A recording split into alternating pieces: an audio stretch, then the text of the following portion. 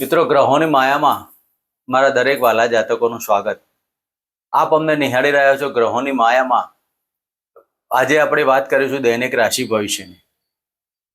મિત્રો, દૈનિક રાશિ ભવિષ્યની વાત કરતા પહેલા પ્રથમ વાત કરીએ આજનું પંચાંગ. 4/11/2025 આજે મંગળવારનો દિવસ. ગણપતિની આરાધના ઉપાસના કરી દિવસની શરૂઆત કરો. વિક્રમ સંવત 2082 ઈસવીસન 2025 કારતક માક્ષ શુક્લ પક્ષ ચતુર્દશી તિથિ એટલે 14. મિત્રો, આજે સૂર્યનો ઉદય 6:34 અને સૂર્યનો અસ્ત 5:34 છે. વજ્ર યોગ ગરજ કરણ રેવતી નક્ષત્ર અને આજના ચંદ્રમાં મીન રાશિમાં રહેશે, જે 12:35 સુધી પછી મેષ રાશિમાં પરિભ્રમણ કરશે.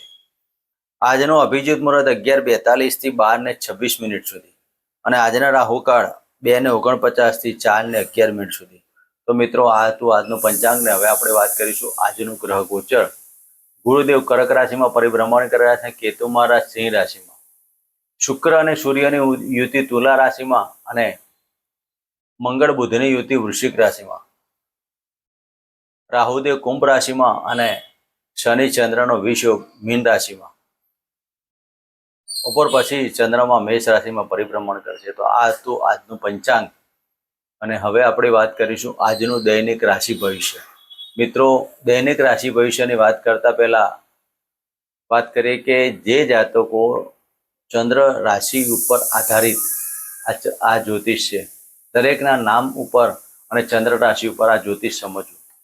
મિત્રો, પ્રથમ રાશિની વાત કરીએ તો મેષ રાશિ. આજનું મેષ રાશિના જાતકોનો આજનો દિવસ કેવો રહેશે? નાના મોટા ઉપાયો, આરાધના, ઉપાસના કરી અને તમારા દિવસને સફળ બનાવો. મિત્રો, વાત કરીએ મેષ રાશિ. મેષ રાશિના જાતકોને 12મા સ્થાને પરિભ્રમણ કરતા ચંદ્ર શનિનો વિષયોગ. આપની કુંડલીમાં ચતુર્થ સ્થાનના માલિક અને ચંદ્રદેવ મીન રાશિમાં 12મા સ્થાને પરિભ્રમણ કરશે.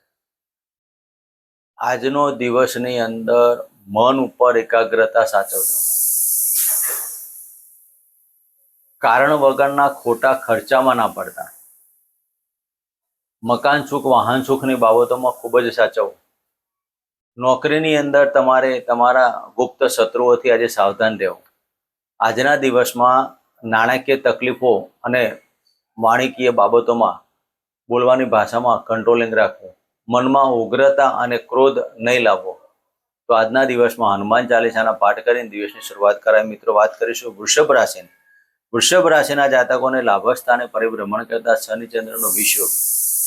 આજના દિવસમાં તમારા સ્નેહીજનો તરફથી તમને ક્યાંક લાભની બાબતો બનશે, પણ સ્નેહીજનો તમારું ચીટિંગ ના કરી જાય તેની કાળજી રાખવાની. તમને લાભ દેખાય પણ તમારે ક્યાંક હાનિ ના થતો હોય તેવી બાબતોનું ખૂબ જ કાળજી લેવી. તો વૃષભ રાશિના જાતકોએ આજના દિવસમાં સંતાન તરફથી અને વિદ્યાની અંદર પણ આજે મન એકાગ્રતા ના થાય, મનની અંદર આજે કારણ વગરના વિચારોના કારણે આજની તમારી સ્થિરતા ભોગવી ના શકો. તો વૃષભ રાશિના જાતકોએ આજના દિવસમાં ઓમ ગમ ગણપતિ નમઃ અને ઓમ કુલદેવતાભ્યો નમઃના મંત્ર કરી દિવસની શરૂઆત કરાય. મિત્રો, વાત કરીશું મિથુન રાશિની. મિથુન રાશિના જાતકોને 10મ સ્થાને પરિભ્રમણ કરતા શનિચંદ્રનો વિષયોગ. મિત્રો, આજના દિવસની અંદર તમારે કોર્ટ કચેરીના કોઈ કાર્યો ચાલતા હોય તેમાં 100% વિચારીને કાર્યો કરવા. કોઈકને આજે ચેક ઘણા સમયથી આપેલો હોય કે નાણાકીય બાબતોનો આજના દિવસમાં કોઈ પ્રશ્ન બનતો હોય તો જો વિચારીને કરવા. આજે તમારે કોઈ પણ ડોક્યુમેન્ટલ કાર્ય કરતા પહેલા જો વિચારીને કાર્ય કરવા. ખોટા ડોક્યુમેન્ટમાં તમારું સિગ્નેચર ન થાય. જમીન દલાલી અને જે જાતકો જામીનગીરીમાં પડતા હોય તેવા જાતકોએ આજના દિવસમાં 100% વિચારીને કાર્યો કરવા. તમારો ઉપર કોઈ ક્રિમિનલ કેસ ચાલતો હોય તો આ સમયગાળા દરમિયાન તમારે દરેક કાર્ય જો વિચારીને કરવા.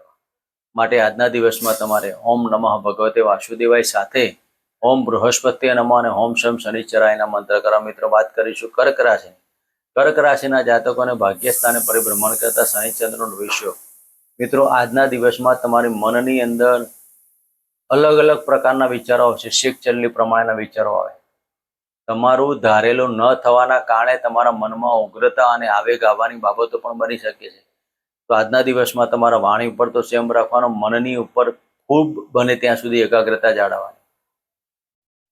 કારણ વગરના વિચારોને કારણ વગરની વ્યથામાં ના પડવું. માતાની તબિયતમાં હાનિ થાય, પિતાના ભાગ્યની ઉન્નતિ થાય. આજનો દિવસની અંદર ઓમ નમઃ શિવાયના મંત્ર કરવા અને સાથે હનુમાન ચાલીસાના પાઠ કરવા. મિત્રો વાત કરીશું સિંહ રાશિની. સિંહ રાશિના જાતકોને અષ્ટમ સ્થાને પરિભ્રમણ કરતા શનિચંદ્રનો વિષયો. મિત્રો સિંહ રાશિના જાતકોએ આજે તમારા કૌટુંબિક વાદ વિવાદોમાં નહીં પડવો. તમારો મેડિકલ પ્રશ્ન, થાઇરોઇડ, ડાયાબિટીસ જેવા રોગોથી પીડાતો હોય અથવા તો વાત પિત્ત જેવા રોગોથી જે જાતકો પીડાતા હોય તેવા જાતકોએ આજના દિવસમાં આયુર્વેદિક દવાનો ઉપયોગ કરી અને સમય પસાર કરવો. આજના આ સમયગાળા દરમિયાન તમારા દરેક કાર્યોમાં વિલંબિત અને નાણાકીય પ્રશ્નો પતાય. તમારા કરેલા કર્મોનું પણ 100% મોડું મળે. 13 દાડાનું કામ 3 દાડે મળે, 3 દાડાનું કામ 13 દાડે મળે તેવી બાબતો ઊભી થાય. તેના માટે તમારે આજે સૂર્યદેવના આરાધના ઉપાસના કરી સાથે હનુમાન ચાલીસાના પાઠ કરવા. મિત્રો વાત કરીશું કન્યા રાશિની. કન્યા રાશિના જાતકોને સપ્તમ સ્થાને પરિભ્રમણ કરતા શનિચંદ્રનો વિયોગ. મિત્રો શનિદેવ સપ્તમ દ્રષ્ટિથી તમારા લગ્નના ભાવને જુએ છે અને લાભસ્થાનના માલિક જ્યારે સપ્તમ સ્થાને હોય ત્યારે તમારા મનની અંદર ડિલે તો કરવાનું, કારણ કે લગ્નદેવ જ્યારે લગ્નમાં દ્રષ્ટિ શનિદેવની પડતી હોય ત્યારે ધીમી ગતિએ તમારા દરેક કાર્યો ચાલવાના, લાભ પણ ધીમો મળવાનો, કાર્ય પણ ધીમું થવાનું, ભાગ્ય પણ ધીમું ચાલવાનું.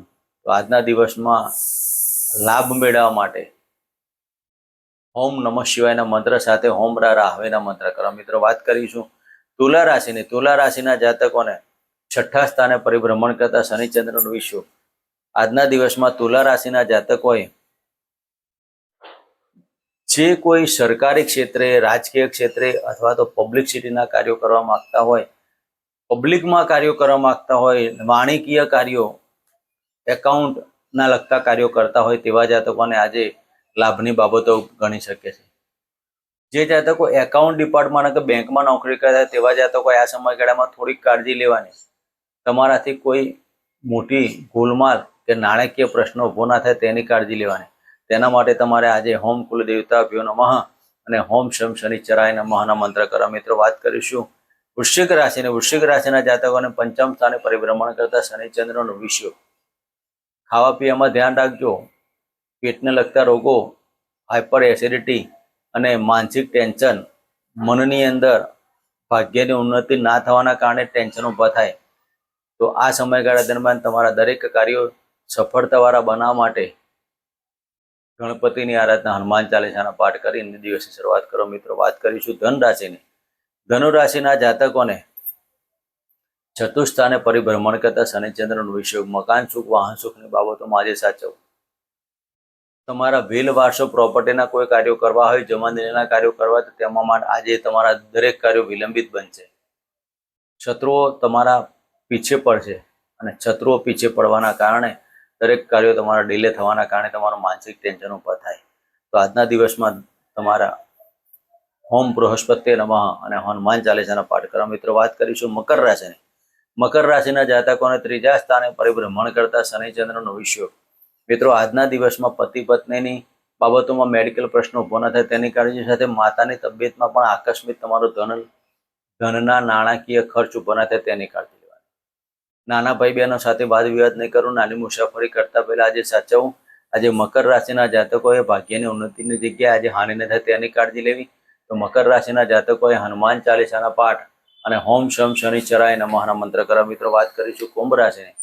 કુંભ રાશિના જાતકોને ધનસ્થાને પરિભ્રમણ કરતા શનિચંદ્રનો વિષય. મિત્રો આજના દિવસમાં વાણી ઉપર તો સંયમ રાખવાનો, સાથે મનની અંદર આજે છળ કપટ જેવી બાબતો થાય. નાણાકીય દરેક કાર્યોમાં તમે છળ કપટ કરશો અને છળ કપટ કરવાના કારણે તમારા મનની અંદર ને વાણીમાં આજે ઉગ્રતા અને ક્રોધ ઊભો થવાનો. તેના માટે તમારે હોમ રાહવે નમઃ અને શનિચરાયના મંત્ર કરવા. મિત્રો વાત કરીશું મીન રાશિની. મીન રાશિના જાતકોને લગ્નમાંથી પરિભ્રમણ કરતા શનિચંદ્રનો વિષયો. આજે તમારા પરાક્રમો તમારા કાર્યમાં રૂકાવટ આવશે.